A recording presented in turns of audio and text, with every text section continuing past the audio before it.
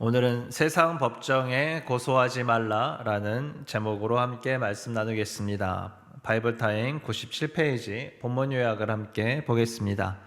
오늘 본문에서 사도 바울은 고린도 교회의 두 가지 문제, 즉 성도 간의 소송과 음행 문제를 다룬다. 오늘 본문 고린도전서 6장에서 바울은 고린도 교회의 두 가지 문제였던 성도 간의 소송과 음행 문제에 대한 주제를 다룹니다. 먼저 1절부터 11절은 성도 간의 소송에 대한 문제를 언급합니다. 1절 말씀을 함께 보겠습니다. 여러분 가운데서 어떤 사람이 다른 사람과 소송할 일이 있을 경우에 성도들 앞에서 해결하려고 하지 않고 불의한 자들 앞에 가서 재판을 받으려 한다고 하니 그럴 수 있습니까? 여기서 사건이 있다라는 것을 우리가 살펴보게 됩니다. 그 사건은 바로 성도 간에 소송할 일이 생겼던 것입니다. 원래의 해결책은 무엇입니까? 유대인들 사이에서 판결을 내려야 되고 또 성도들 앞에서 해결해야 되는 것이 원래 해결책입니다. 그러나 이들의 문제는 불의한 자들 앞에 가서 재판을 받으려고 한다라는 것이었습니다. 여기서 사도 바울이 그럴 수 있습니까? 라고 강하게 표현했습니다. 이게 가당하기나 한 일입니까? 말도 안 되는 터무니없는 일을 지금 여러분이 하고 있습니다. 라고 책망하는 표현입니다. 원문에는 감히 무엇 하다 라는 뜻을 지닌 톨마오의 현재형이 사용되면서 어떻게 감히 이런 일을 할 수가 있느냐라는 경고의 메시지가 잘 드러나고 있습니다. 여기서 불의한 자들 앞에 가서 재판을 받으려고 한다라는 표현을 살펴보면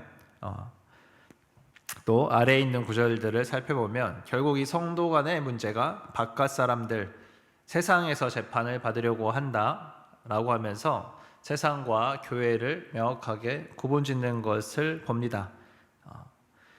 전체적인 메시지의 흐름은 세상이 불의하다라는 것을 강조하는 것으로 가지 않습니다. 즉 당시 로마 법정이 문제를 가지고 있고 부패하기 때문에 당신들이 가면 안 됩니다 라는 표현으로 강조하는 것이 아니라 오히려 성도와 세상에 명확한 구분이 있는데 성도로서의 마땅한 삶을 살아야 되지 않겠느냐라는 주제를 이끌어갑니다. 예수 그리스도를 믿는 성도라면 어떻게 해야 하는지를 강조하면서 바로 고린도 교회의 성도들을 바르게 세우는 것, 이것이 사도 바울이 강조하는 중요한 포인트였습니다. 2절과 3절 말씀을 함께 보겠습니다. 성도들이 세상을 심판하리라는 것을 여러분은 알지 못합니까? 세상이 여러분에게 심판을 받겠거늘 여러분이 아주 작은 사건 하나를 심판할 자격이 없겠습니까? 우리가 천사들도 심판하리라는 것을 알지 못합니까? 그러한데 하물며 이 세상 일이야 말할 나이가 있겠습니까? 바울이 강조하는 점은 성도는 세상을 심판하는 존재, 또 천사도 심판하는 존재라는 것입니다. 그런데 이러한 존재가 아주 작은 사건 하나도 심판하지 못해서 어떻게 심판을 해야 될 존재에게 오히려 심판을 받으러 세상을 나갈 수 있느냐라고 책망을 하는 것입니다. 5절은 바울은 여러분을 부끄럽게 하려고 제가 이 말을 합니다 라고 이렇게 강조하면서까지 여러분들 가운데 지혜로운 사람이 하나도 없습니까? 라고 질문하면서 이 부분을 책망합니다. 특별히 지혜로운 사람이 하나도 없습니까? 라고까지 강조하는 이 부분에 중요한 포인트가 있습니다. 고린도전서 1장의 말씀으로 우리가 잠깐 다시 돌아가서 한번 생각해 보면 좋겠습니다. 1장 5절의 말씀은 이렇게 되어 있습니다. 여러분은 그리스도 안에서 모든 면에서 풍족하게 되었습니다. 곧 온갖 언변과 온갖 지식이 늘었습니다. 이들에게 지식이 매우 중요했습니다. 그래서 이들은 지식 가운데 충만했습니다. 그리고 심지어 그들 가운데 나는 바울 편이다, 나는 아볼로의 편이다, 나는 게바의 편이다, 나는 그리스도의 편이다 라고 분쟁하기도 했습니다. 당시 고린도에서 그들이 가지고 있는 정체성을 지키기 위한 그러한 노력이 필요한 상황도 있었지만 그들의 지식에 대한 그 마음의 교만이 또한 자리 잡고 있었음을 우리가 살펴볼 수 있습니다. 그래서 사도 바울은 이러한 교만의 문제, 특별히 지식에 대한 이 교만의 태도를 다시 한번 짚어주고 있는 것입니다. 그래서 바울은 1장 21절부터 23절에서 세상은 지혜로 그리스도를 알 수 없고 우리는 오직 십자가에 달리신 그리스도를 전한다. 이는 이방인에게는 어리석어 보이는 일이지만 하나님의 능력이며 하나님의 지혜다라고 이렇게 선포합니다. 세상이 지혜롭다고 여기는 그 길에 흔들리지 말아라. 세상이 지혜롭게 보인다고 그곳에 가지 말아라. 세상이 어리석게 보이는 길, 그리스도의 길, 곧 하나님의 능력이며 지혜를 잘 붙드는 것이 성도의 삶이다라고 바울이 주장하고 있는 것입니다. 따라서 바울이 고린도전서 6장에서 너희 안에 일조차 해결하지 못해서 세상으로 가지고 가야겠느냐, 지혜가 없느냐라고 이야기하면서 근본적인 그들의 문제를 책망하고 있는 것입니다.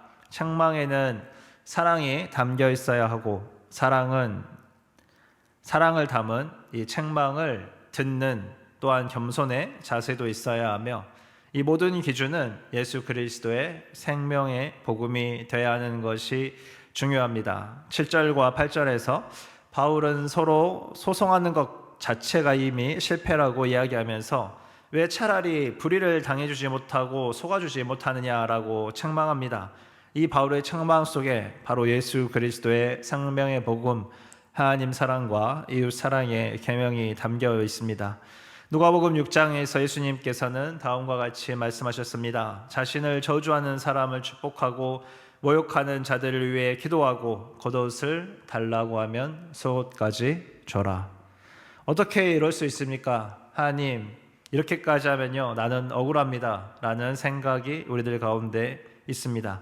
그러나 주님께서 하시는 말씀은 이것이 말씀이다 라고 우리에게 선포하고 계신 것입니다. 나는 이라는 생각과 하나님께서 우리에게 허락하신 그 말씀이라는 이 생각에 부딪힘 가운데 우리가 서야 됩니다. 나는 이렇게 하면 나는 어떡하지 라는 생각.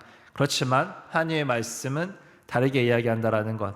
나는 이라는 생각과 하나님의 말씀, 이 가운데서 우리가 어디에 서야 합니까? 우리는 하나님의 말씀에 서야 합니다. 이것이 오늘 우리가 가장 바로 붙들어야 될 우리의 삶의 자세입니다. 35절부터 37절까지 보면은 그러나 너희는 너희 원수를 사랑하고 좋게 대하여 주고 또 아무것도 바라지 말고 구워 주어라.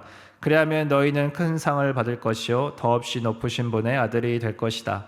그분은 은혜를 모르는 사람들과 악한 사람들에게도 인자하시다. 너희의 아버지께서 자비로우신 것 같이 너희도 자비로운 사람이 되어라. 남을 심판하지 말아라. 그리하면 하나님께서도 너희를 심판하지 않으실 것이다. 남을 정죄하지 말아라. 그리하면 하나님께서도 너희를 정죄하지 않으실 것이다. 남을 용서하여라. 그리하면 하나님께서도 너희를 용서할 것이다. 내 마음에 상처가 남고 억울함이 남는 것에 대해서 자기 연민에 들어가는 것이 우리의 그릇된 행동입니다. 세상에 보이는 것, 내가 가지고 있는 것, 이런 것들을 비교하면서 나는 그동안 많이 양보했는데 라는 자기의와 또 내가 얼마나 많이 손해를 보았는데 라는 자기 연민으로 들어가는 것이 문제입니다. 우리는 그 기준을 말씀으로 가져와야 됩니다. 이것이 예수님을 따르는 길입니다. 사랑받은 자로서 사랑하되 너의 반대쪽 뺨도 돌려대고 속옷도 내어주는 이 십자가의 예수님을 따라 걷는 그 길, 생명까지 내어주신 예수님을 바라보며 가는 길입니다. 이 사랑의 예수님을 우리가 이 말씀 앞에서 만나는 그 자리까지 우리가 나아가야 됩니다. 이미 오랜 시간을 믿음으로 잘 걸어왔지만 이제 자신을 돌아보니 지쳐버렸고 찢겨있고 아무것도 남은 것이 없는 것 같아 서럽고 눈물 나는 사람들이 있을 수도 있습니다. 우리가 감히 권면하기조차 어려운 삶을 들여 하나님의 나라를 섬겼던 여러분들, 또 여러 사역자님들, 또 선교사님들, 여러 성도분들의 모습에서 발견될 수도 있는 모습입니다. 그러나 우리가 오늘 다시 한번 이 하나님의 말씀 앞에 서기를 원합니다. 예수님께서 자신을 돌아보지 않고 우리를 사랑하는 그 기름을 걸으셨던 그 길을 주님 우리가 오늘도 한 걸음 따라갑니다. 감사와 사랑으로 예수님과 함께 가렵니다. 이 믿음의 고백 위에 우리가 우리의 마음을 정하는 은혜가 있기를 예수님의 이름으로 축복합니다. 바로 이러한 태도를 취해야 되는 것이 성도의 삶이다. 차라리 속아주지 못하겠느냐라고 이야기하는 것. 이 바울은 8절에서 이런 고린도 교회의 문제가 바로 불의를 행하는 것이다 라고 말합니다. 9절과 10절에서 이 불의한 사람들이 하나님 나라를 받지 못할 것을 말합니다. 그러나 11절에 우리가 성도로서 왜 불의하지 말아야 하는지를 강조하면서 바울이 직접적으로 하고 싶었던 그 이야기를 이제 마지막으로 선포합니다. 지속적으로 질문을 하면서 그들이 계속해서 생각해 보게 하는 것, 그들이 생각을 가지고 있어서 깨트려야 되는 부분들을 계속해서 질문으로 너희가 어찌 이럴 수 있느냐라고 계속해서 생각했던 이 질문들을 통하여서 바울이 문제점을 계속 건드리다가 이제 11절에 성도가 왜 불의하지 말아야 되는지를 강조하는 부분을 함께 보겠습니다. 여러분 가운데 이런 사람들이 더러 있었습니다. 그러나 여러분은 주 예수 그리스도의 이름과 우리 하나님의 성령으로 씻겨지고 거룩하게 되고 의롭게 되었다라는 것입니다. 이전에는 불의한 삶을 살았습니다. 그러나 지금은 우리 주 예수 그리스도의 이름과 하나님의 성령으로 씻겨지고 거룩하게 되고 의롭게 된 성도라는 것입니다. 우리는 성도라는 것입니다. 성도는 성도답게 말씀으로 살아가야 된다는 것입니다. 과거의 불의에서 벗어나서 하나님의 영광을 위해 살아야 된다고 합니다. 서로 지혜롭다 우기면서 오히려 자기의 눈이 어두워져서 자신들의 문제도 해결하지 못하고 세상의 해결을 받으려고 하는 이러한 불의를 행하지 말라. 부끄러운 일을 멈추어라. 말씀 가운데 살아가라 라고 강권하면서 다음 주제인 음행의 문제로 바울은 넘어가게 됩니다. 음행의 문제는 별도의 주제인 것처럼 보이지만 이 또한 다 성도의 삶과 연결되어 있는 주제입니다. 예전에 불의했던 자들의 모습이 8절과 9절에서 언급될 때 어떻게 언급되어 있었습니까? 음행이나 우상 숭배나 간음이나 여성 노릇을 하는 사람이나 동성애나 등등 이 모든 불의한 이야기를 언급할 때 이미 다 육체적으로 또 종교적으로 음란한 행위가 포함되어 있음을 우리가 살펴볼 수 있습니다. 당시 고린도 문화가 그렇게 불의했기 때문에 그 영향이 남아있는 것입니다. 항구 도시고 상업 도시고 경제적으로 풍요로웠고 고린도 사람처럼 행동한다라는 그 말이 아주 음란하게 살았다라는 말을 대표할 정도로 그렇게 문제가 많은 도시였습니다. 다양한 철학과 사상들도 흘러 들어왔습니다.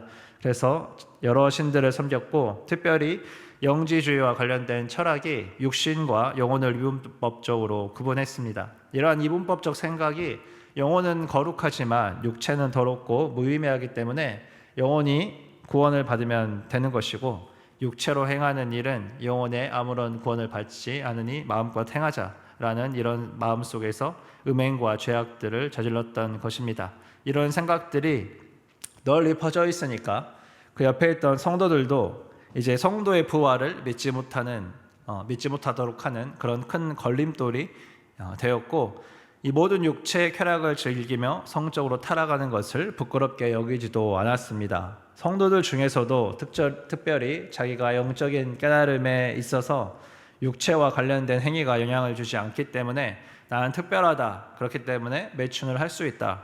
라는 그러한 일들을 감행했던 사람들도 있었기 때문에 이것이 문제가 되어서 지금 이 주제까지 다루어야 되는 상황이 됐습니다.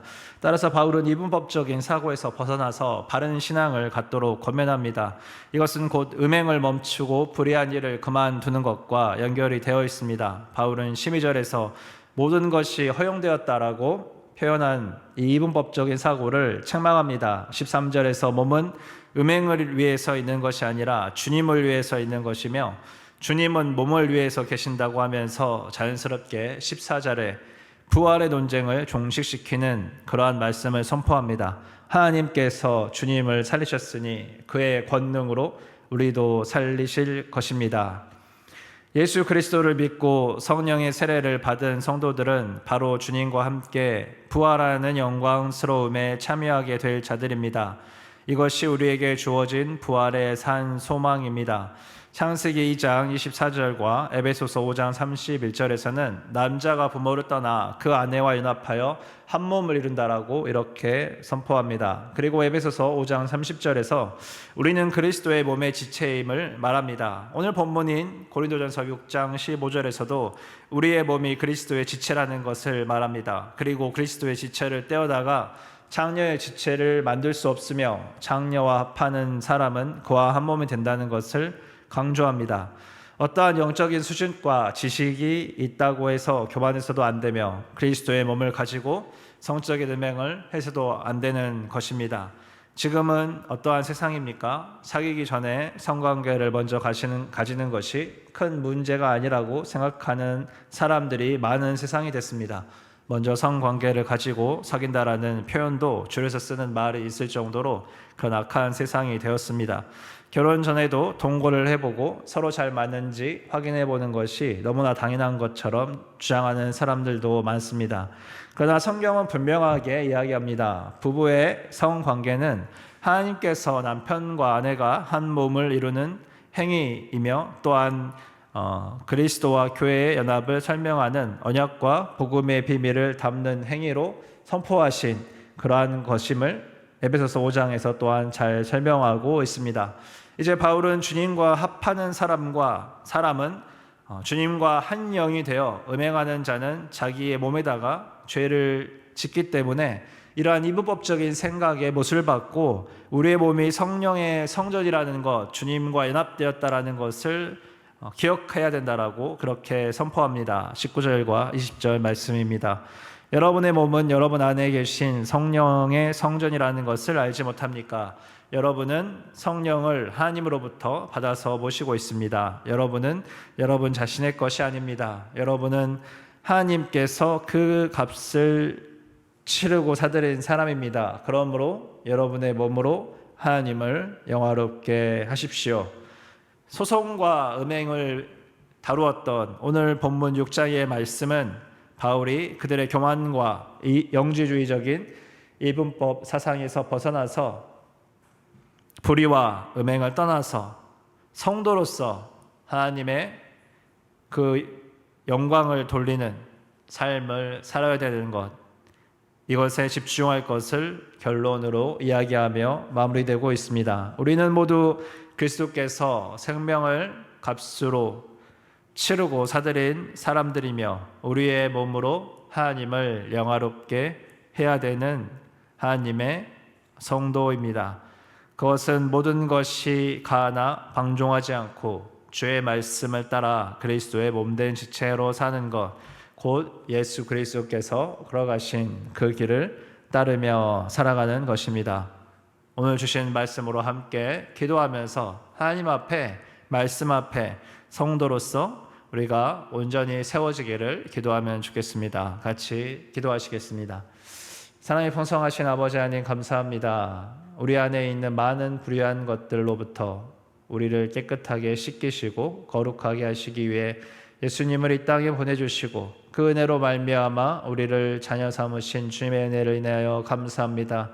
우리가 이 은혜 가운데 겸손히 영원한 하나님 나라와 부활의 산 소망을 가지고 살아가며 생명의 복음을 증거하고 주님께서 살아가신 그 길을 따라가는 자들 될 수 있도록 은혜 허락하여 주시고 우리가 무너지고 상하고 주님 넘어져 있는 그 자리에서 일어나 생명의 말씀 앞에 서게 도와주시옵소서. 아버지 하나님, 그렇게 마음에 무너진 자들이 있습니까? 주님 위로하여 주시고 주의 말씀 앞에 설 수 있도록 성령님 도와주시옵소서. 아버지 하나님, 또 우리 안에서 주님 서로를 돌아볼 수 있는 그러한 마음을 주셔서 서로가 서로를 세우고 격려하고 기도하며 위로하며 함께 성도의 삶을 살아가는 주님의 충만한 은혜가 오늘 하루 가운데 있을 수 있도록 주님께서 함께해 주시기를 간절히 기도합니다. 감사드리고 예수 그리스도의 이름으로 기도하였습니다. 아멘.